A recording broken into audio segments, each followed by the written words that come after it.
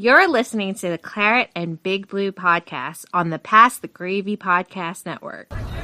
Damn, Daniel. And here we go.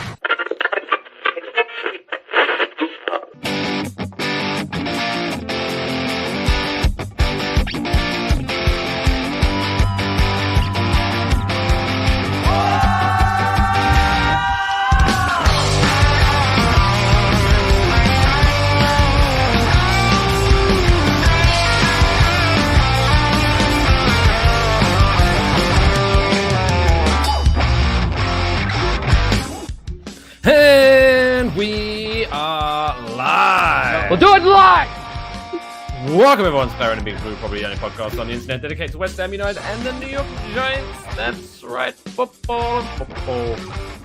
Pause for everyone's taste. I'm Mike Fish and I am joined as always by Mr. Alex Middleton. Alex, how are you doing, buddy? I'm doing just well, pal. How are you doing? Flustered. Yeah, you got caught in the traffic on the way out here. Oh, I left like with so much time on my hands, but then I guess because where I live, it's kind of close-ish to the George Washington Bridge, so you get the people coming back in from New York City, and it's just sometimes I was like so close to home, but then because you know what? Because I sometimes like if I'm driving from somewhere that I'm not super familiar with, even though it's close and I know-ish how to get there, I like to throw the Google Maps on, just in case. I always like that. It's nice to have as a backup. You know, like I don't need it always, but like I like to just have something to look at. And I have one of those like cam or one of those like the screens I got put in my car, and it's like I want to be able to like look at that like as a map. Like even if I'm just going to my parents' house, like I know how to get to my parents' house. I could probably do it with my eyes closed, but like I just want to see the map. But also sometimes Google will throw you a bone and be like, by the way, we found a quick, if you actually do this, there's a wreck. It'll save you 10 minutes. Coming up. Oh shit. Yeah. What the fuck? Thanks, Google. Like, oh, okay, thanks. So once I got to the way, like, okay, this is like the standard part where I'm gonna go home now. I know what I'm doing. So I turned off my Google Maps, and then I got stuck in traffic, and it's like I could almost see my house. And then I put on Google, and it was like, you're still 20 minutes away, motherfucker. And I was like, seriously, what the fuck? But I'm home now. That is awful when you just see like there's not very far left, and you're like, well, it's gonna be a while. I'm just gonna be sitting here. Also, before we get into Giants West Ham talk, I have a question. All right. That I want you to answer. So you're an American. You're an American. I am. Fact. So I'm wondering if you think it's okay for me to utilize this loophole, right? So what is this loophole? Technically, today, if you're watching this live, we appreciate it. But if you're watching this on demand, we are recording this live on August 29th. August 30th is the anniversary of the day of my birth, right? Okay. So technically, we are still 6 hours away from my birthday. But I am British. So in 53 minutes, it will be my birthday in Britain. So am I allowed to celebrate a 29-hour birthday? Yeah, no, that plays. Works, Being right? British, you absolutely get that. Right. So and then it'd be 7 p.m. Eastern, it's my birthday. But then by 7 p.m. Eastern, I can then revert back to I live in America. It's still 5 hours till midnight. I get 5 hours extra birthday. Right. 100%. Makes sense, right? Boom. Cheers. I've always started drinking. Oh, fuck it. Yeah, no, you should definitely be able to play that. I'm not a big like birthday month, birthday week guy, but like if you have like international birthday, like that plays. No, with the whole birthday. Some people have birthday week. No, fuck that. No, you have the birthday, and then I allow, like for example with me this year, my birthday falls on a Wednesday. So for those who celebrate midweek, you get like a bonus day where you get to pick the Friday or Saturday before, or the Friday or Saturday after. For your birthday, Mike. Let's go get dinner on Friday. We're like, okay, it was on Wednesday. We were busy. Understandable. Yeah. But it's like an extra day. People You don't are get like, a whole well, week. I I had to do a birthday with my girls, and then my best friend just wanted to take me out just for her. But then I went out with my husband also, and then I went out with some work friends, and it's like you don't get like 19 birthday nights. I mean, the only reason I would slightly maybe allow that is if you're inviting different people each time because I remember one time, I can't remember who, I'm not even an idea, I'm not going to name and shame because I don't want to get yelled at by my wife. But I remember going to something where we did something on a Friday night, and it's we're going for such and such's birthday. It's okay, cool. Mm-hmm. Is it her birthday? Oh no, her birthday's on Tuesday, but we're going tonight. It makes sense. Boom. And on Sunday we met up. And it was still her birthday. It's like, well, no, we already did that on Friday. I'm not saying happy birthday to her again. It's not like, right. I'm not saying happy birthday twice before your even the actual birthday. Yeah, that's it gets over the top on that, and it's like, all right, I guess you're allowed to technically have all those if you want them, but like, I'm not bringing you 2 presents. No, I'm not doing that stuff. Unless like, no, 2 birthday presents, never, ever. But I'll allow, like, if it's like your 40th or your 50th, there's some wiggle room there. But when you're like just over embellishing it for your 33rd, but like, who gives a shit about your 33rd birthday? Well, you know what? I decided to go out because it was my birthday month, so I had to go celebrate. It's like, well, your birthday's in 3 weeks. That's not. Well, I don't know. Me and my group of coworkers don't always go out. Yes, you do. Always, every single time. Okay, well, we just wanted to celebrate it. If anyone does a birthday week or month, especially a month, I've never experienced that. Oh, but I mean, it's out there. That just screams, yeah, I'm a little low on cash, so I need to find reasons for other people to buy me drinks. So, and see, that's a different thing. That's a different thing because like, there's times where like I feel like, oh, dude, hey, happy birthday, Mike. Like I know your birthday was last week. Let me get you a drink. Like that's different. I don't mind that. Oh, hey, I didn't get to see you on your birthday. Here's a drink. Like, that's fine. But like going out specifically just to celebrate your birthday for the 15th time is kind of weird. It's almost like giving yourself a nickname. You can't say, oh, on 3 occasions, the reason we are here is because of me. Like, no, that's not cool. Yeah. But then the universe takes you don't get the special treatment. You don't get the special treatment because it's your birthday, except for on your birthday. I hate that when it's like, is it okay if I cut in line? It's my birthday. Like, oh, today's your birthday. Well, my birthday's on Tuesday, but we're celebrating tonight. It's like, well, no, then like it's not your birthday. Yeah. You went in line. It's a regular day.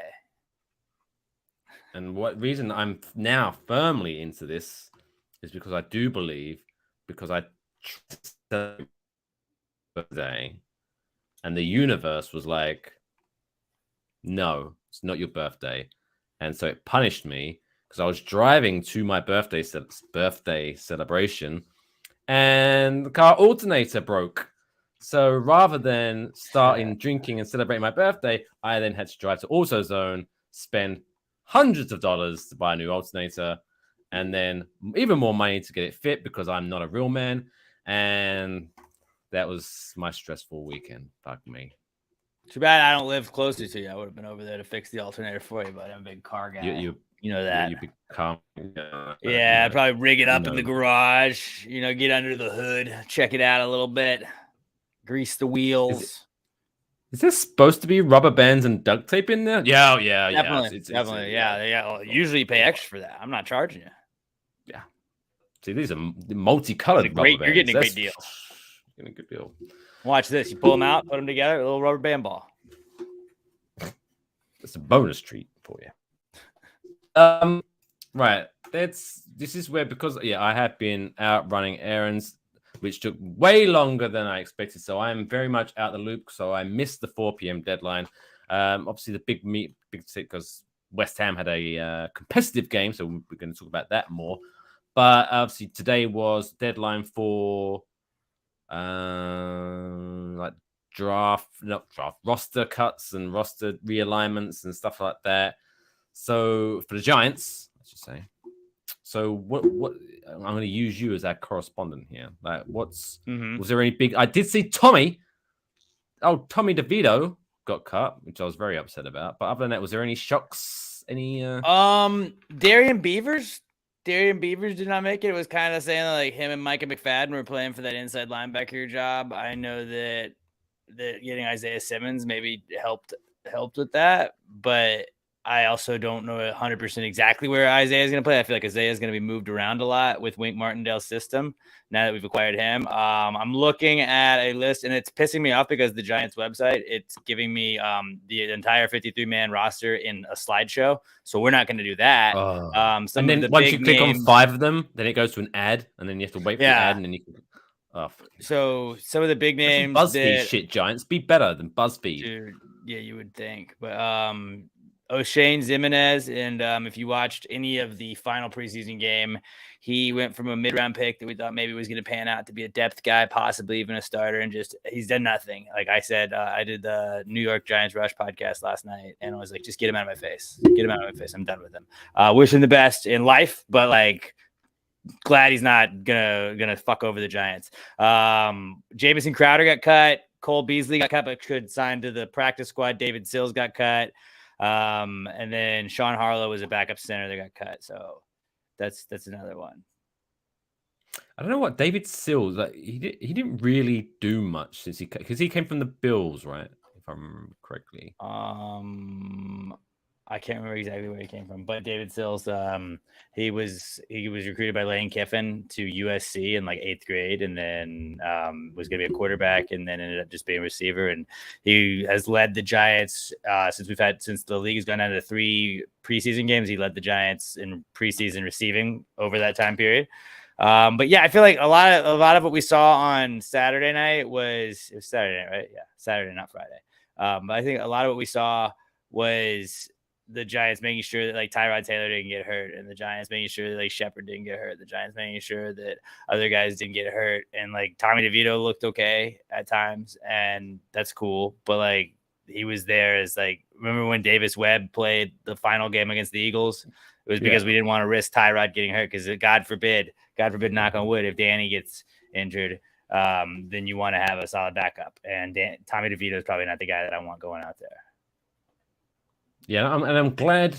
This might sound strange coming from a Giants fan, but I am so glad that oh my god, now I'm blanking. Aaron Rodgers didn't play that much, because what I'm really looking forward to, because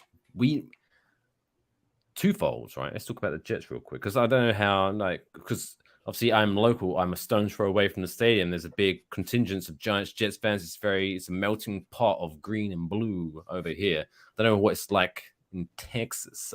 So what's your feelings towards the Jets? Do you like that they're in a different conference, don't give a shit, or do you still hold that local rivalry like to heart? Being down. I don't hate them as much as I hate like the Cowboys or the Eagles, but fuck the Jets. Like I don't want them to do well. Because obviously now this year we have, the way the schedules worked out, they are able, we're into rivals now. So like they're playing the Cowboys, they're playing the Eagles, and so there's several times when they could help us out this year. So I want them and I hope they fuck up strong. the Cowboys and the Eagles and the Commanders, but like fuck the Jets outside of that. I hope they have 3 wins this season. But no, here's my thinking. Because there is a lot of Jets fans around here, and they are very now they've got Aaron Rodgers. They're like, this is it. This is our year. Even though they are the franchise, I think it's the franchise with the longest like gap between playoff positions. I think even like the Buffalo Sabres in the NHL, which is a team that no one even remembers is a thing. Even they've made the playoffs since the Jets have made the playoffs. So I'm kind of really hoping that the Jets do really fucking well. Really well, and everyone's like, this is it. This is our year. And then week 18, they fuck it up. Aaron Rodgers throws like 3 interceptions, and then they crash and burn, and they don't make the playoffs. So I want them to be really good and help us out, but then crash and burn right at the end, and it'd be really funny. It would be funny. That would be funny. Would be funny. Or what would you say? Or what would be funnier if they fuck it up week 18 and just miss out on the playoffs, or if they make the playoffs, make the AFC Championship game, and then just obliterated in that game, and then all their hearts are stabbed in one in unison. What's better? What do you think is better there? I mean, both of them are pretty good. Both of them are pretty good. As long as like the Jets don't end happy. I'm cool with it, honestly. I don't put as much worried. hope for their misery as I do in like the Cowboys. Like, I want the Cowboys to be miserable. I want the Eagles to be miserable. Because I'm really like, as long as the other two are miserable, they can be miserable too.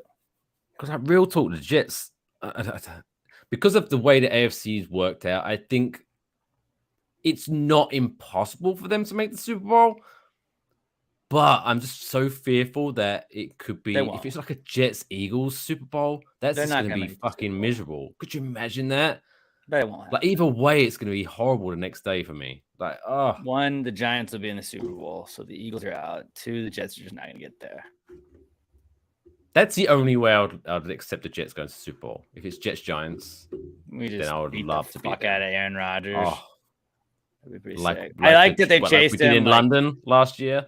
Yeah, like Isaiah Simmons got in for one series, and they're like, "All right, what are we gonna do with him? Rush him. We're just gonna blitz him." And then Aaron Rodgers had to he almost sacked Aaron Rodgers, and then Rodgers was rushed and had to throw the ball away, and that was like, "All right, let's get Rodgers out of there." That didn't go well. That was a good way to kind of wrap up his outing against the Giants. So I was like, all right, that's cool. Let's just put the backups in. But I was glad that we didn't really have a ton of serious injuries. Bryce Ford Wheaton, I don't think he would have made the roster, but he would have been a nice practice squad guy. But that did suck that he tore his ACL. Yeah, I was watching the game on my phone with my. They're not married, but I'll just call him my brother-in-law, and he's a Jets fan. And once because obviously they won, I think it was like 30 something, 20. We'll give this shit about this preseason. But once it got to halftime and it was pretty damn close, I was like, you should be destroying us right now. This is our weak team. What the fuck? And he's like, yeah, I'm not enjoying this at all. He was not happy. So your misery is my happiness. There you go. What else we got to talk about in the Giants? It's pretty much about it, right? The captains, I guess they announced the captains. Captains. I feel like now they have too many captains. They do have too many captains. Was it that bad? Do they have too many? They put the graphic out, and there was just 100 people. Yeah, it used to be give me an offensive guy, give me a defensive guy.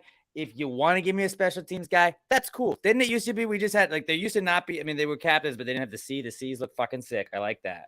But I guess you're just trying to make everybody happy. It looked like a there used to be one photo. There used to be one offense guy. Yeah, there used to be one offensive guy, one defensive guy, and then a special team guy. I guess special team, yeah. And so then you'd probably have.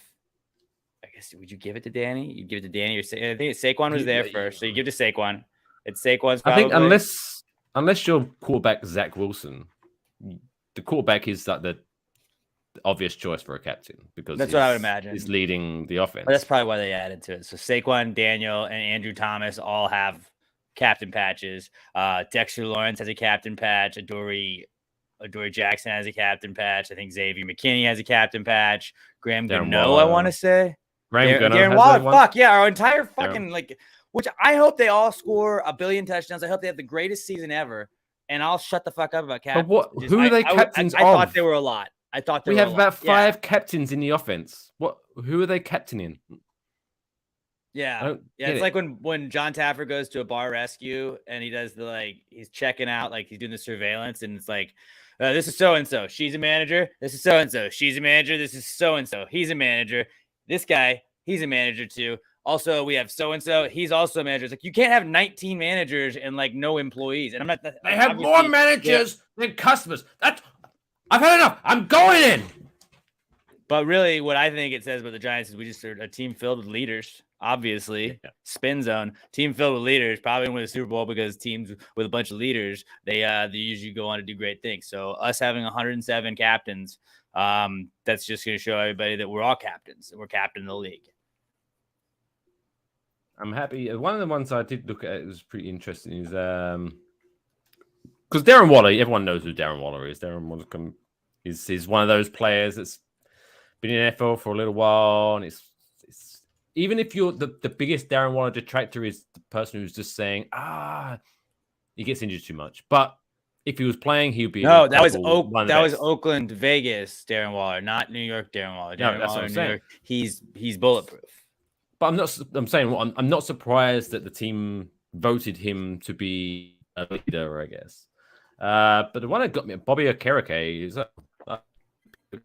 he's getting involved. I like that. I'm excited about that. I mean, he was a stud that we brought in free agency, so I definitely figured he would be heavily involved in the defense. I mean, an immediate starter walking in. Yeah, I don't know. I forgot that we gave out that many captains. Honestly, I just thought that Dexter Lawrence would probably get one, and then you give it to Adoree, and that would be another one. If you had 2 on each side, like that would make sense. This seems excessive. It's very excessive. It's like when you get invited to be part of a wedding party and you're like super like honored, like wow, this person wants me to groomsman, and then you find out he's got 12 groomsmen. You're like, oh, there's 2 rows. Am I that special at this point? I guess. You just asked everybody you knew, huh? Yeah. And I have to buy my own suit. Fantastic. Cool. I at this point, I'd rather you didn't ask me. Now I'm kind of pissed off.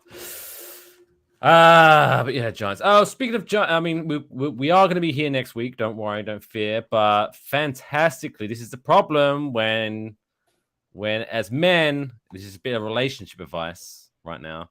Be more involved in your relationship. Don't just be like, you got this, babe. You organize this. Because now I am going to Greece, which I'm very excited about, but I am going to be in Greece for the first 2 Giants games of the regular season. So I'm going to miss.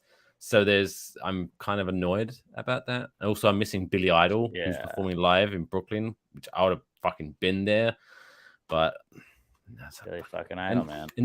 And ZZ Top and Leonard Skinner are doing a joint show one away as well. Nearby, I'm like, what the fuck? Like all of a sudden, like this, nothing happens around here, and all of a sudden, I go to Greece, and all nothing happens in New York. Well, all right. In the New York area, nothing.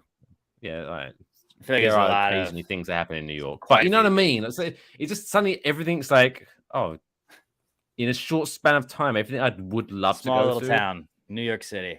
Because that normally, under normal circumstances, that would have been perfect. That would have been like guilt tripping because they're not going to be there. Because Billy Idol, ZZ Top, at this point, they're not going to be like hundreds of dollars for the tickets. So that would have been perfect. Like, it's my birthday, so you can prepay for my ticket to go to see Billy Idol. Oh, you can that'd be sick. It'd have been amazing. Anyway, yeah. So we'll preview the regular season next week, and then unfortunately, I'm going to have to miss out in 2 weeks while I'm in Greece. So even though I am kind of like the jilted kind of, I'm the wife, and I know that Alex has a bit on the side, and I don't want to think about it, but I will. So for the opening 2 seasons, I'll allow you to go to Giants Rush. Giants Rush, check them out Monday while I'm away. But make sure you're back here. Right. Shall we get into some West Ham, I guess?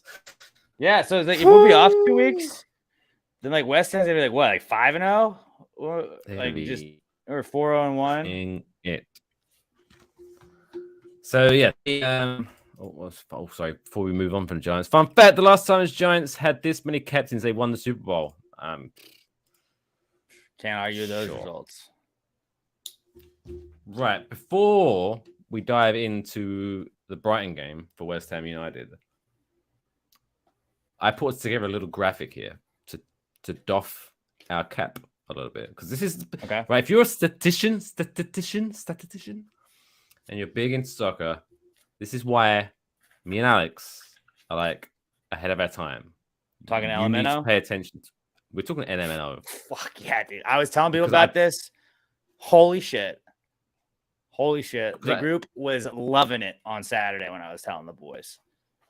Because not only, I'm going to put this up real quick.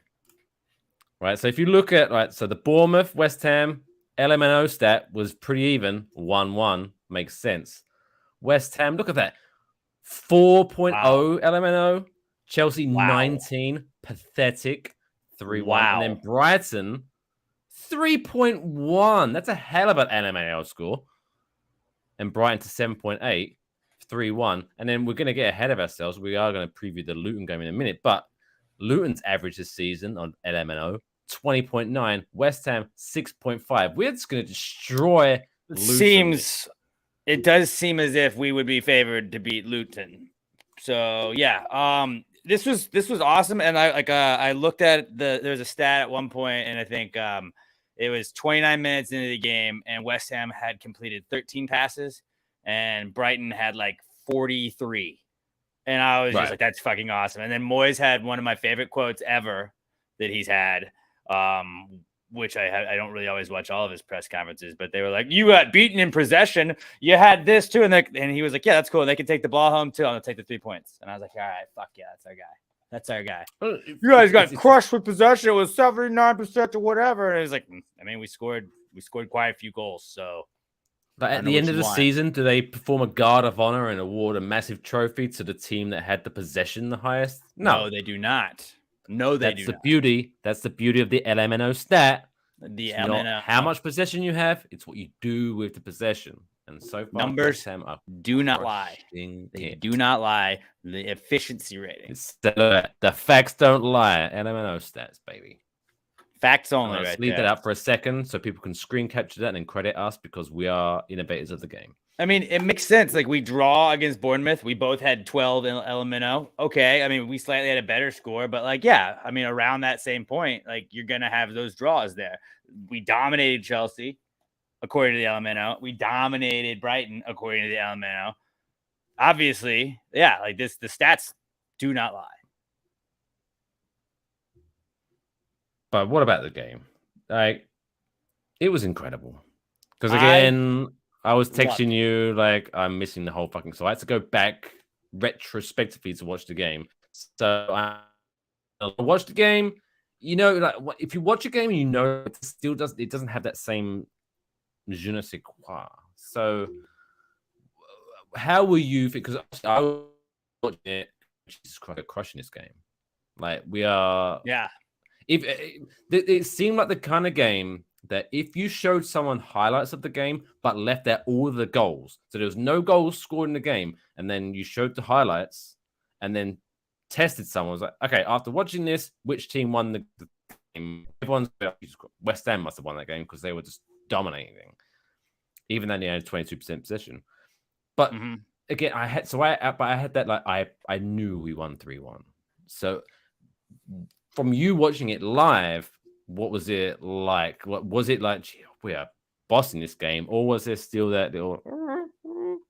It was the Moyes, everything that he has been putting in place coming to fruition day, where they're like, "Oh, Fabianski, man, why did they start Areola over Fabianski? I thought that Areola deserved it. I thought that he's earned it." And then he just fucking went out there and I think they had 25 shots on goal, and Areola had probably, I don't know exactly how many saves he got credited with. Let me see if I can go find it here. But like it was, he got credited with 9 saves.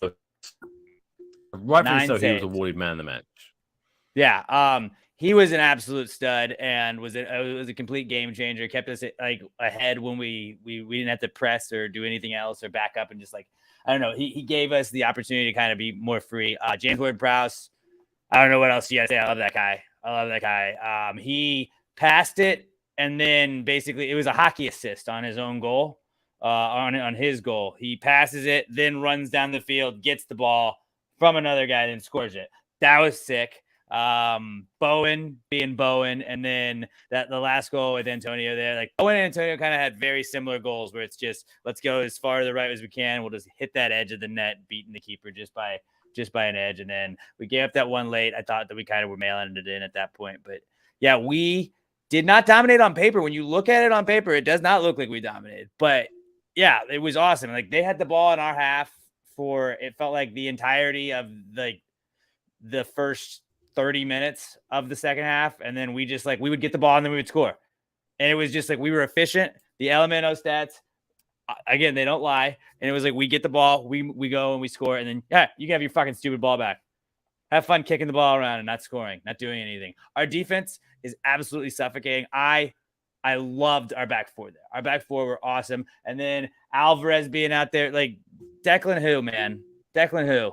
I don't fucking know. He's looking up at us right now in the standings. Declan Rice, awesome. But like when you look at we got him for 105 and we signed for 103 mil. We got Stav or Dinos, Mavropanos. We got Yeah, whatever. Yeah, Dinos. We'll just go the Greek. We got the Greek guy. We got Alvarez, and then we just got Kudos, who I'm fucking stoked to see. We've just got a bunch of dudes from Ajax, but like we've rebuilt this team. This could be the best West Ham team ever, potentially. I get it that it's 3 games in. I get it that I am being very premature and saying that I love this team and that we're going to fucking win the Premier League because I understand the odds of that. But fuck you. I can be optimistic right now, and I love it. I loved everything I've seen from this team outside of the Bournemouth game. Like the Bournemouth game we were figuring things out. This is the first game. We're figuring things out. Alvarez coming in, just getting shit done. James Ward-Prowse is God right now. And yeah, our defense is unstoppable. Even Antonio, it's like he sees us getting these strikers. He sees us talking to strikers. He's like, don't do that yet. Ings sucks, but that's really the only negative I have. Right now, worldwide, what I like to call it, like supermarket sweep with Tim, our director of football, technical director, whatever, where he goes off and he gets Alvarez. And he goes, "Oh, I got Alvarez. Oh, what do you need now? An attacking midfielder? I'll be back." Comes back on his plane. Here's Kudos. What do you need? A striker? I'll be off to Brazil. I'll be back. And he's just fucking on his private jet, fucking killing the ozone layer, but I don't give a shit. He's making West Ham better. Like, it's great. It's great to be a West Ham fan. It's really like on FIFA when you're like, hey, go investigate this guy. Go scout this guy. And it's like we're just seeing the real life version of that where it's like he's flying to Amsterdam. He's flying back here. He's flying here. It's pretty sick. And he's always coming back with somebody cool. And I think now he's in Brazil, I believe. Where he is now, trying to get another striker. Right. And Antonio maybe going to Saudi. Is he gonna go to the Saudis? I don't know. But from what I could be misrepresenting because I read it a couple of hours ago. But according to XWHU employee, big fan of the show, big friend of the show, I think he's like agreed terms with one player already in Brazil, where he's trying to work out a deal with the club. And he's just fucking on fire. That boy, he's like Bowen's on fire, but Tim, whatever his name is, I can't remember his name. Bowen's on fire. Adrian Valdez, Bowman's. I like that. I know he meant Bowman. Bowman's goal, beautiful build up. Before you let you finish your thought, that Benny Hanna, what a guy! That assist was where he got the ball, and then he was like, "Oh wait, no one's up here with me. I'll wait," and he literally just stood there. And the Brighton players were like, "He just chilled." Like, they're like, "Have at it, dude." Yeah. Oh, you ready? And he just pops in this beautiful cross. It was right. Like it was a beautiful goal. Messi, there was what Messi did in his first MLS game. There was that meme where it was like, I'm going to tell my kids that I don't know how I'm going to explain to my kids that Messi scored a goal from this. And it was the assist that he gave to the kid that just wrapped around that whole wall. It wasn't even a free kick, but it was like there was 6 defenders in Messi's face. And then he just like kicks it and just, it's a perfect fucking assist. Like it was the second best assist I saw all week. And Messi was the other one. So like, I'll give you a little bit of room on that one. But like, dude, I don't know. We're clicking on all cylinders, man. I like what else Adrian said about Alvarez seeming happy to help the back line. I think Rice is more suited to do what they're wanting him to do in Arsenal. David Moyes is a very much like, you're going to fit into our system or we're just going to make you do the thing that you hate to do. And I think that is why you see these guys go in and you see the Skamakas and you see the other dudes that like don't work out and we move past them. Or what was the other striker we had? That's at Ajax again, or went to Ajax and now is somewhere else. German guy. Damn it. Yeah. But like if you come in here and you're not gonna fuck with like the Moyes system, he's just gonna like not play you. And I don't know if Ben Rama is just finally coming around on that or whatever it is, but it's like I still think he's got beef against Ben Rama, but like he's just bringing these dudes in that know what to do. And Rice, awesome player. Elite player, but like he wasn't going to play him up like that. Arsenal wants him to play up. They want him to be able to score more goals. Declan was like exactly what Alvarez is doing. Alvarez is doing exactly what Moyes wanted him to do, and he's just about as good as Declan Rice. Like probably not all overall, but I think that like for a CDM, like he's awesome at that spot, and he's not too far behind Rice, and he's doing the Moyes role that we want him to do, and it's awesome. Like you could argue, looking at it now, like I'm so happy that we got 3 players with the Declan Rice money, but you could see. I mean, it's still early on, but you can almost see that the Alvarez is the guy who's playing Suchek's role because that's the kind of role he likes to play, and it's allowing Suchek to be Suchek from he was 2 seasons ago. Back up, dude. And it's opening back up again. But real quick, And he's getting hit in the head screenshot. still because he did take another shot to the head, and I was like, he's about to bleed, isn't he? Didn't bleed too bad, but I was like, I got bleeds all the time. Getting hit in the head. But real quick, I just screenshot to this, and before I don't know if we get copyright for this, so I guess shout out to NBC Sports. I don't know about this, but look at this, right? We scored from this position. This is ridiculous. Yeah. Like that's insane. It's pretty insane. It is when you beat somebody on FIFA, like you take the ball all the way down there yourself and no one else is caught up. You're like, all right. But he just waited. He just chilled and like, well, they'll catch up. They're good. They got it. And it worked. The JWP sign. Yeah. Oh, yeah, James absolutely, dude. I mean, but like when you look at it, like all of these dudes we bring in, they're just the Moyes system. And remember when you were saying that you thought that people were going to try and fuck us like the Grealish thing did, where Aston Villa got however much that they spent for Grealish, and everybody's like, oh yeah, we know how much money you got, and everybody tried to motherfuck us when we were getting like, how many times did you see West Ham bid rejected, West Ham bid denied, West Ham bid denied, West Ham bid denied, and everybody was trying to motherfuck us, and Moyes was like, oh no. Oh, no. Me and Tim, we know what you're doing. We know what you're doing. James Ward-Prowse, fuck that. Harry Maguire can go fuck himself, dude. Harry Maguire. That's what I loved. McTominay can get the fuck out of here. All of them. Fuck off. We didn't overspend for them. And we were probably just doing a little smoke screen because then we're like, hey, what about JWP? What about JWP? What about little Ward-Prowse? We finally bring him over here. And he, like, everybody was like, everybody knows that Moyes loves him and covets him. And then we just got him on the cheap. We got another team's captain on the cheap, and he's coming in and dominating. It could not be a better debut for like. Has there been a better Hammers debut? Lingard, in my time, Lingard had an awesome debut just because like he was scoring goals and getting assists all the time. But like, James Ward-Prowse is he's the real Roy Kent. He's here, he's there, he's every fucking where. Ward-Prowse. Okay, it's too early to say for sure, but the fact that James Ward-Prowse in 2 games has got he got 2 assists in the first. Oh, I'm not going to do any assists in this next one, but I'm going to score a goal. Like, brilliant. Like if he could end up, it's bonkers. But yeah, I love the fact that the Harry Maguire situation. I love this, whether it be David Moyes, whether it be I'm sorry, I can't remember his last name because it's weird, but Tim Steiden. Or even David Sullivan. I don't know who deal with this, but the fact that we agreed a fee with Man United for Harry Maguire, we'll take him. We've almost even like agreed personal terms with Harry Maguire. Perfect. But he wants more money from Man United to go off. All right, well, you deal with that. And then we do it. We just buy more stuff. And then finally, I guess Man United settle that. And Man United come back to us and be like, hey, we've worked it all out.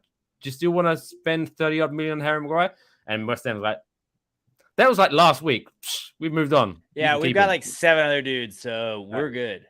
But they waited until the window was closing, and it's like as we were panicking, Moyes and them just stayed the course. We should stop criticizing that man. I don't know why. I don't know when we're going to learn, but hopefully we never have to criticize him again because he's just going to keep winning shit. He's just going to keep winning shit, man. And they waited, and instead of panicking, they held tight. And I don't know what we would have done if people hadn't agreed to the deals. We would have been really fucked. But we went from a team where we were like, I am scared of this season to we're going to win the fucking league. Which, again, probably won't win the league. But, like, I'm not going to say we're not until, like, we struggle.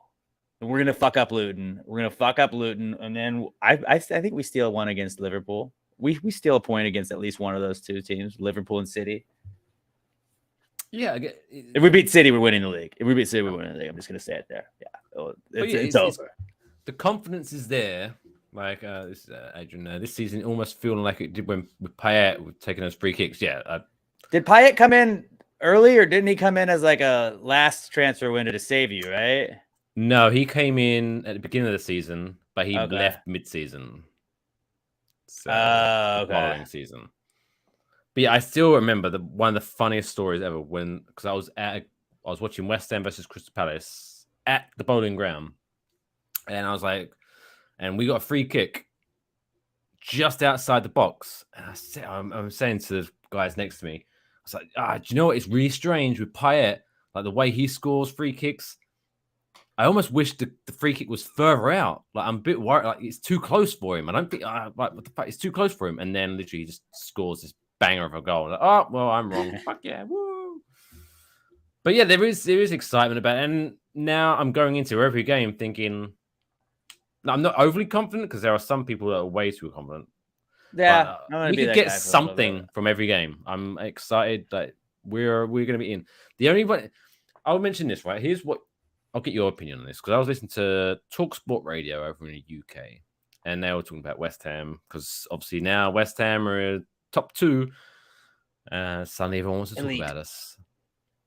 But they had a caller who claims to be a West Ham fan. This is always a problem with like those kind of calling shows. Yeah, they could be saying they're a West Ham fan. Are they a West Ham fan? They might be, but I don't know. But he was saying, like, he was like, I'm glad we got rid of Declan Rice. I never want to see him. He was holding us back.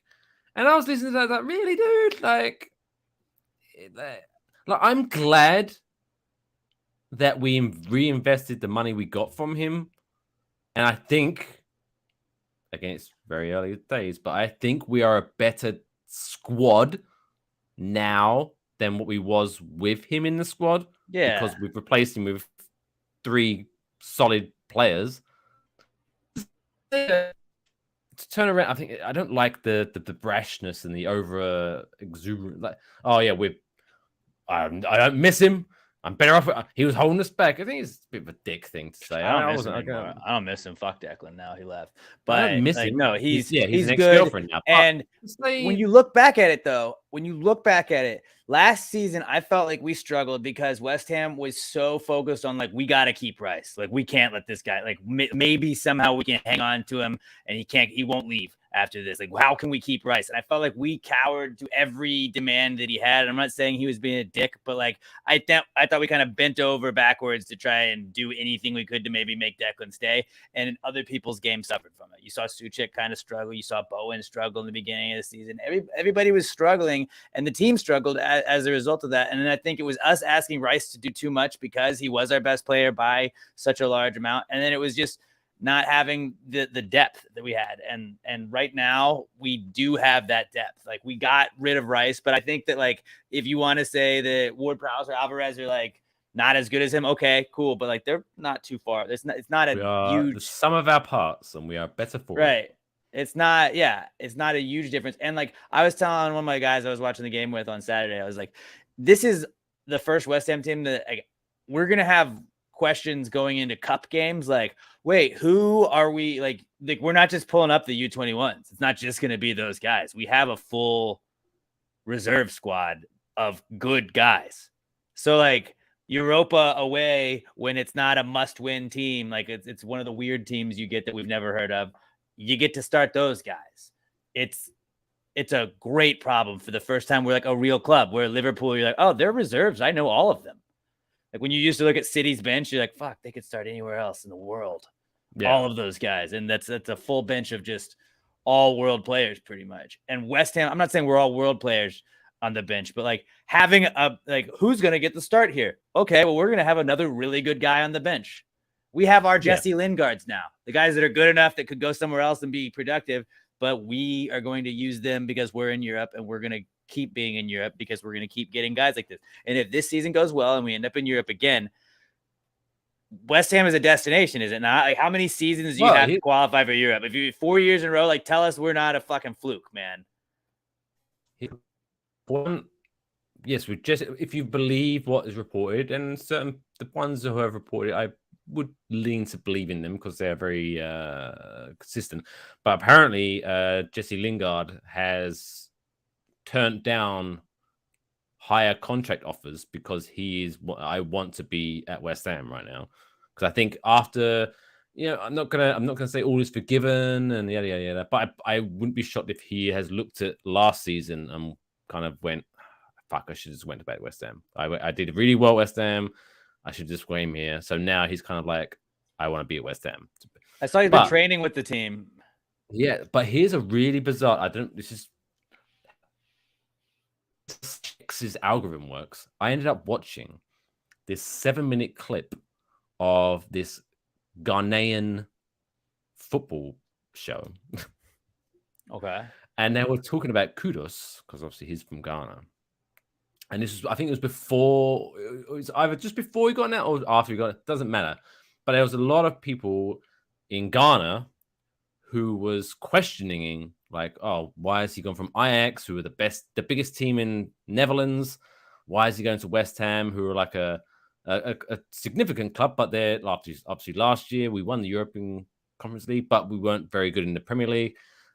And one of the pundits in this Ghanaian TV show was like, he said, you just forget like the results almost, but you just look at West Ham's track record. He's like, just for example, I'm not going to do the accent, by the way. I don't want us to get.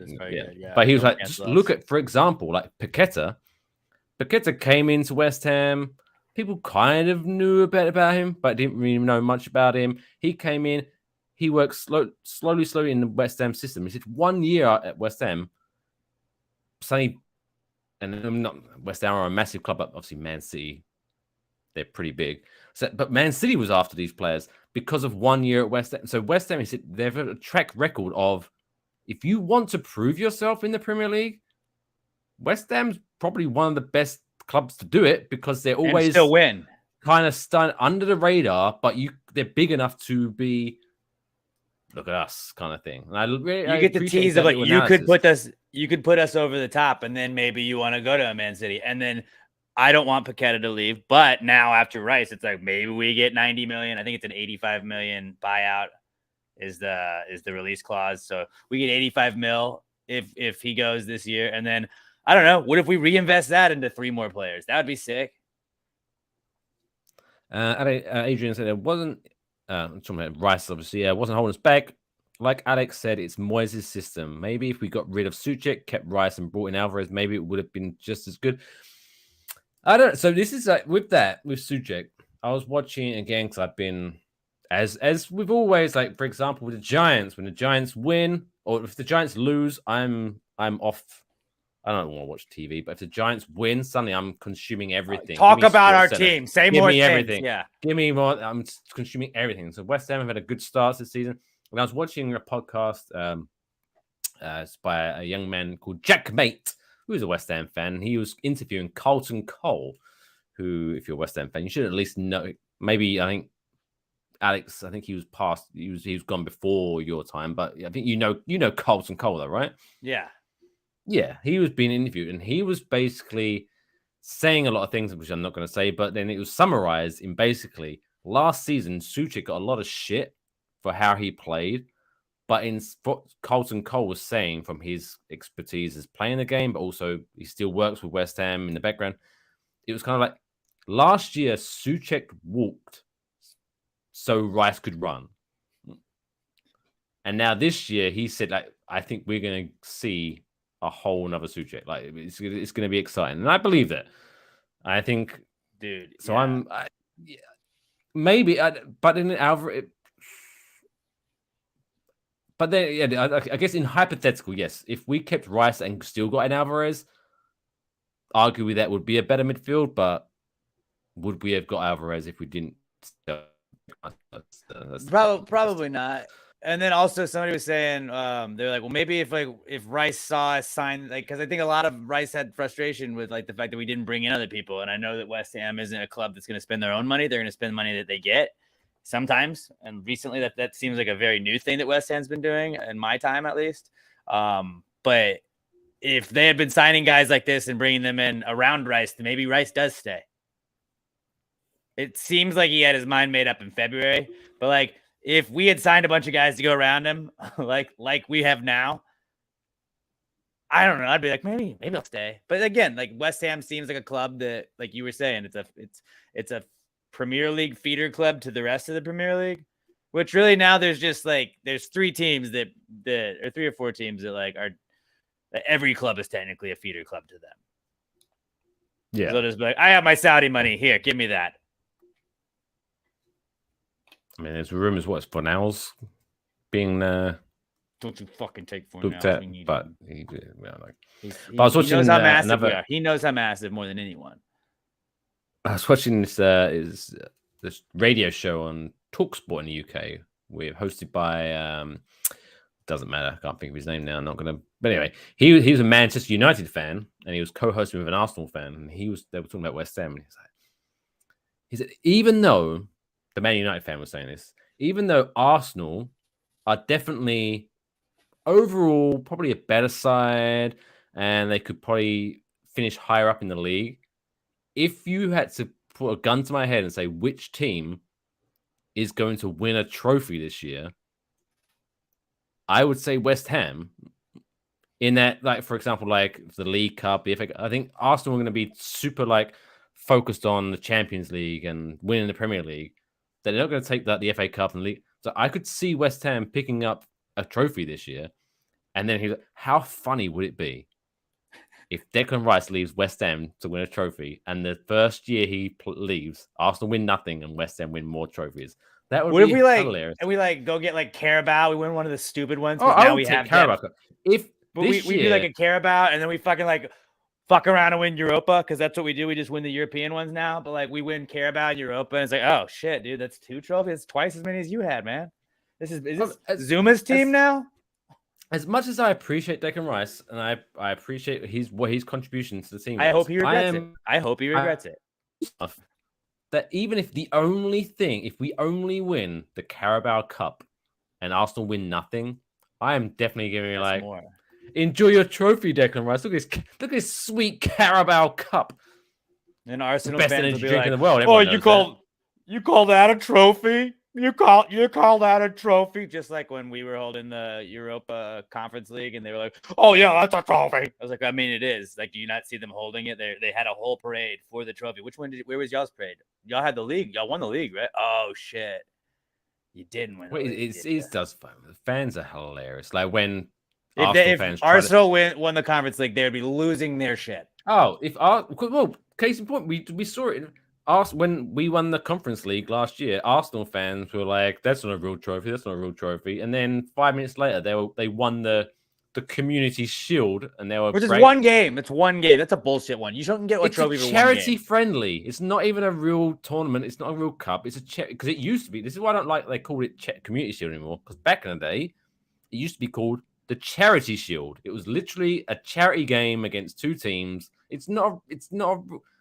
So like, if you're bigging up the Community Shield, don't talk shit about the Conference League. Go fuck yourselves. And they got in by technicality because it should have really been. It should have been another Man team City versus Man City, or Man City versus the other European winning team.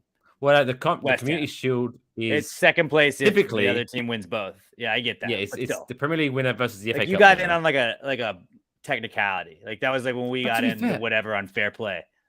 I would argue, since Man City won the Premier League and the FA Cup, I think Man City versus Man City reserves would have been more entertaining than watching Man City versus Arsenal.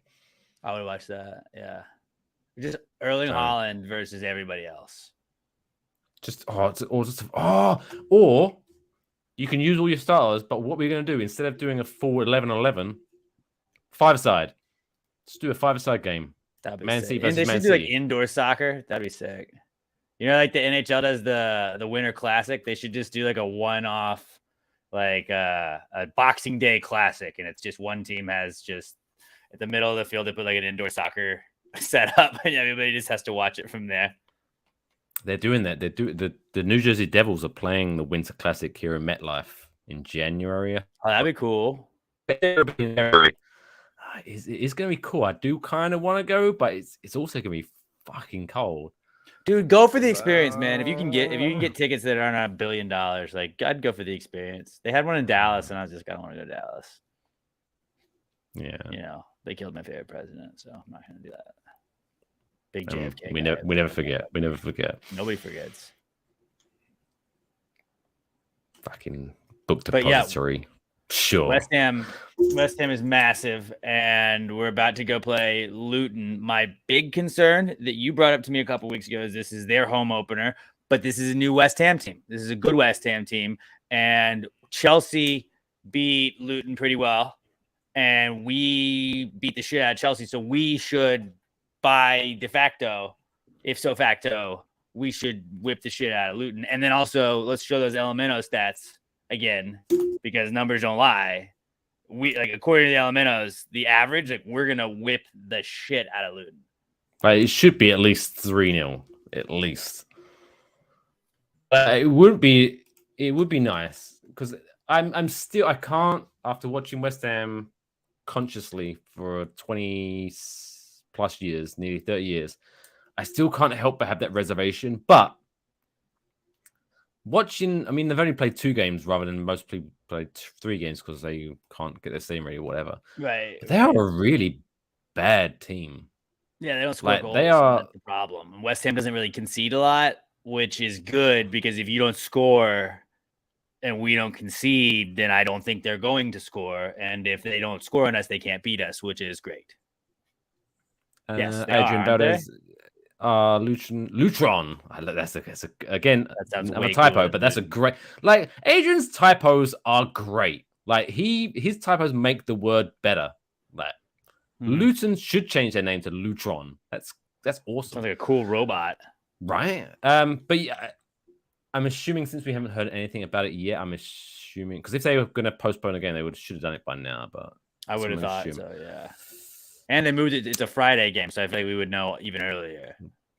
Yeah, so I'm going to, but so I'm not going to get super confident, but it would be. I'm now like, oh, it wouldn't be nice if we like just destroy them 6-7 goals. We scored. That would be sick. And then that goal differential goes up, and then we'll be number 1 on top of the table again for another night.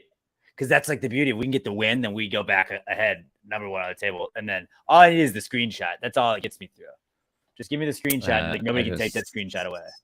And it's sorry, driving and trying to type it. Don't apologize. I'm literally like, you're good. I'm not even being facetious.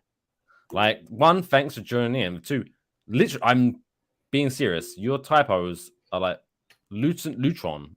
If I was a Luton fan, if this was a Luton podcast, we would definitely have merchandise like Lutron 5000 or something like that. Yeah, absolutely.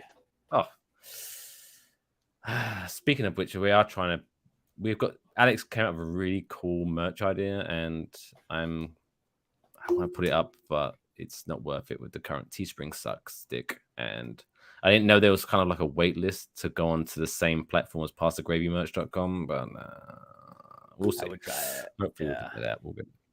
But yeah. Oh, by the way, it's 7:01 p.m. Eastern, which means it's August 30th in the UK. So happy birthday to me. Happy birthday, Mike. Happy birthday, buddy. Yo, me. Everybody's singing to you in the chat. I made it another year. Fuck you, deaf. Oh, by the way, if you are still up, because I appreciate some people, because my wife,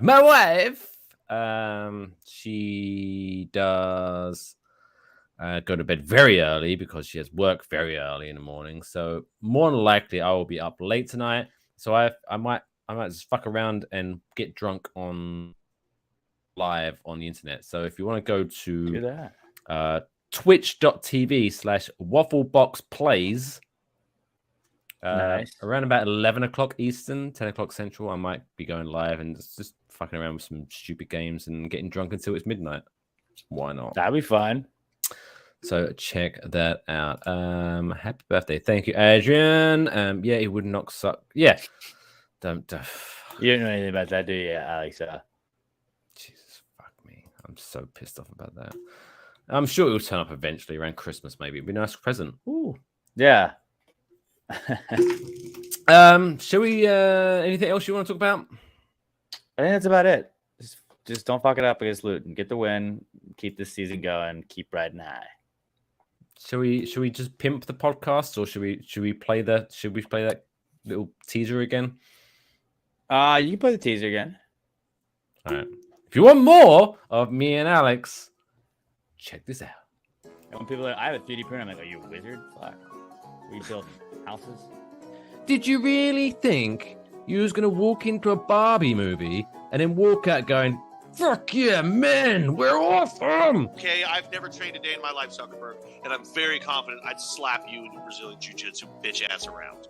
I bet You're a fucking nerd. I bet you I would. How many fucking knives do you need? A lot, actually. Oh, in case if I stab 10 people, then this is gonna be blunt. But I got my backup. Where's the stab? Keep stabbing. It's like that sometimes. Robert, would you rather have $5 or a gun? There we go. $5. Gun. Yeah, God. Always go gun, because then you can sell the gun to make more than $5. You're already just there. It's just all you do is just put the phone from there, and you're good. You don't have to annoy anyone. Put some dumbbells in your bathroom. When you're taking a dump, just knock out curls while you're scrolling on your phone. I'm going to put a dumbbell in front of my toilet. I'm just going to start getting ripped. Just rocking curls. That's actually not a bad idea, Pat. Right? Check out Pass the Gravy and Waffle Box with new episodes every Wednesday on YouTube or wherever you get your podcasts. Marvelous. Sick. So yeah, new episodes, Pass Gravy and Waffle Box tomorrow. What are the fine folks at the Gravy Gang got to look forward to tomorrow? We're going to talk about denouncing things. Has the Kyler curse been delivered one final? Like, has Kyler finally been delivered a knockout blow? Because I've had a long-standing feud with him, and he may be out for the season now. And then we're also going to talk about some food inventions. Some food inventions that I've experienced over the last week or so, and then tell you what's not cool and answer some of your questions. What about Waffle Box? What do we got to listen to there? Well, Waffle Box, we talk about the fact that if you doubted that dogs were men's best friend, I have a story. We have a story to discuss which just proves it. So you need to check that if you're a dog fan. If you're Team Dog, you need to check out the episode. Plus, Loch Ness Monster was back in the news where people were searching for the Loch Ness Monster. Did they find it? No, but check out the show. No, tune in. Hit that part out. Tune in, yes. No, don't want to spoil it for you. Plus, Sympathy for the Devil. Movie starring Nicolas Cage was in the movie review. I was very disappointed to find out that Sympathy for the Devil wasn't a movie about the Rolling Stones, but yeah, it should have been. It should have been. And much more. Plus, technically, even though we recorded it Monday, it's released on my birthday, so it's kind of like a birthday celebration. So gift me the birthday gift of listening to Waffle Box. Go to @WaffleBox on Twitter, aka X, aka Twitter, aka what the fuck? I don't know what it's going to be called tomorrow. So yeah, follow me at OnlyMikeFish. Follow him at Alex G. See, if you look, right, I'm not. It's still the Twitter bird. I'm not changing it to X. Yeah, no. Elon Musk. Say what you will about Elon Musk. By this time next week, it could be something different. It could be anything. I'm going to stick with the Twitter bird for now. But yeah, so make sure you follow Alex because yes, we will be back next Tuesday, but we are going to have a couple of weeks off while I'm gallivanting in Greece. So if you do want to listen to him talk about sports, New York Giants rush, all that stuff, follow him and you'll be able to get all that stuff. But until next week. Oh, by the way, sorry, Alex. Hey, Mike, what's your prediction for the UK Wildcats football record this year? How many games do college football teams play in a regular season? 10. 10-0. Boom. That's my prediction. Nice. Because they are fucking amazing. Sure. Until next week. Seahorses forever. See you next week. Come on, you guys.